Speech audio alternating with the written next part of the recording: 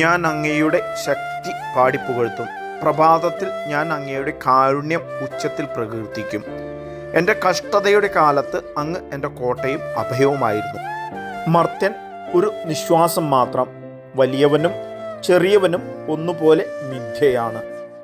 ചൂഷണത്തിൽ ആശ്രയിക്കരുത്, കവർച്ചയിൽ വ്യർത്ഥമായി ആശ വയ്ക്കരുത്. സമ്പത്ത് വർദ്ധിച്ചാൽ അതിൽ മനസ്സു വയ്ക്കരുത്.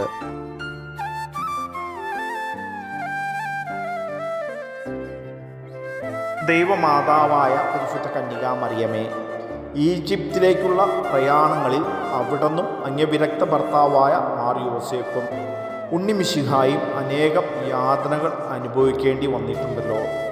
എങ്കിലും അതെല്ലാം ദൈവ തിരുമനസ്സിന് വിധേയമായി സന്തോഷപൂർവ്വം സഹിച്ചു.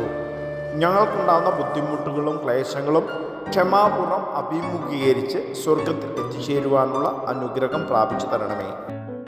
വിനയത്തിൻ്റെ മാതൃകയായ കന്യകാമാതാവേ, ഞങ്ങളെ വിനയം പഠിപ്പിക്കണമേ.